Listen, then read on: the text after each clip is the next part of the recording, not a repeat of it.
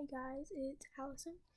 I took the video route because my paper route didn't work so well and I can't get it short enough. So we're gonna try it this way. If you see me looking at something during the video, I'm probably referencing my paper, so sorry about that.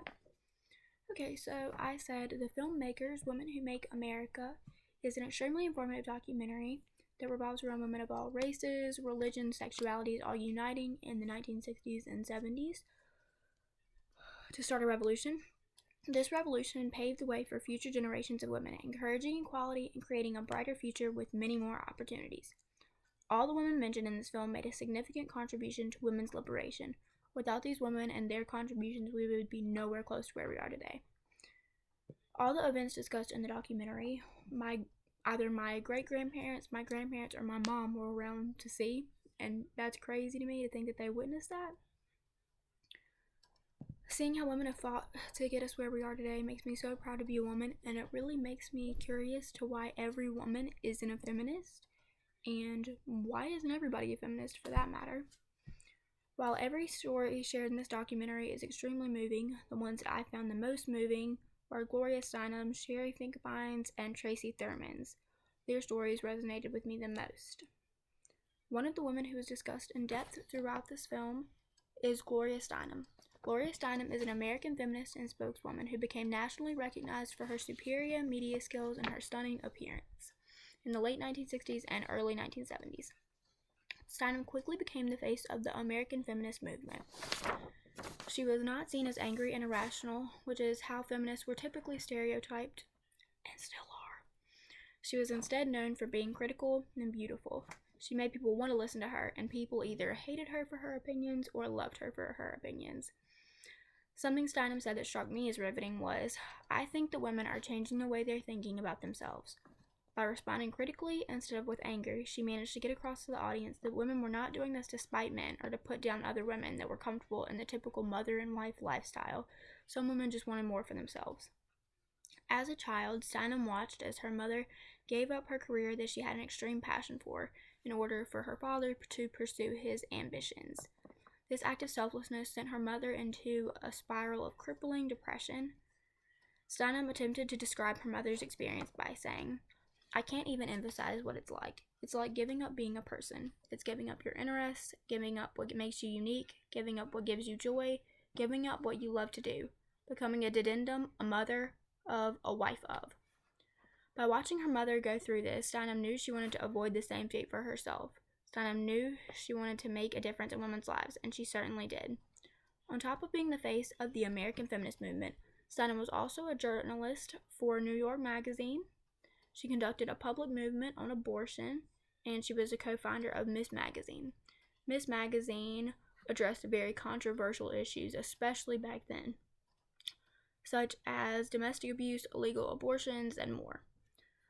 Another woman who is discussed extensively throughout this documentary is Sherry Chesson Finkbein. If I said that wrong, I am so sorry. Finkbein was a wife, a mother of 4 children, and the host of a popular show called Romper Room.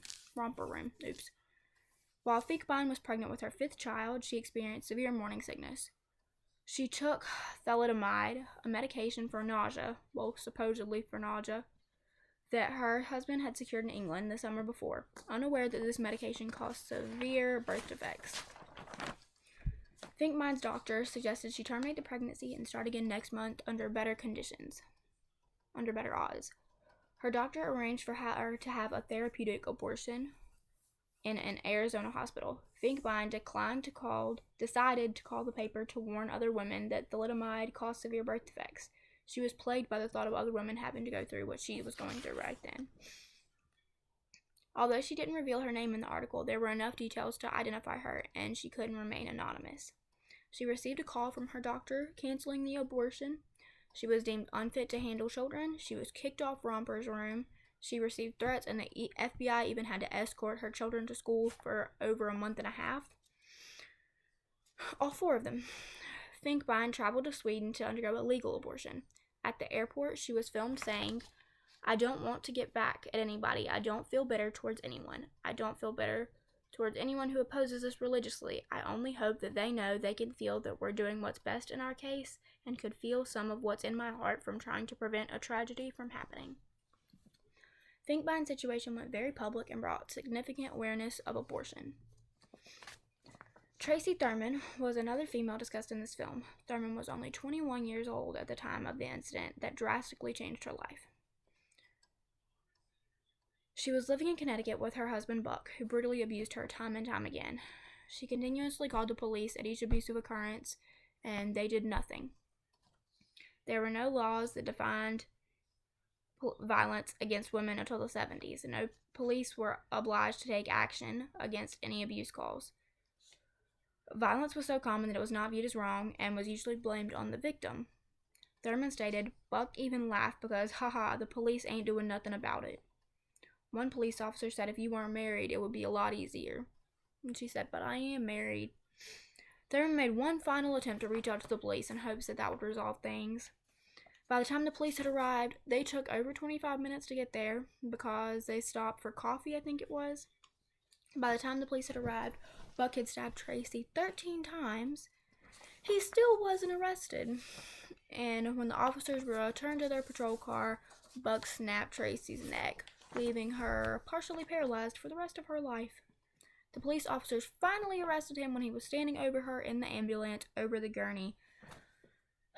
That was the extent of abuse had to get to before any remote action was taken. In 1984, Tracy Thurman sued the police department for gross negligence on the day of her attack and all the days leading up to it. She won the case by a landslide, and the jury awarded her a multi-million-dollar settlement. Largely because of Tracy Thurman, Connecticut enacted what many consider the toughest family violence law in the country, known as the Thurman Law, which I had actually heard of before this. I didn't know what it was, but now I do. This law acted as a model for many states. While obviously violence did not cease to exist, women became less afraid to leave their abuser or accuse them in court.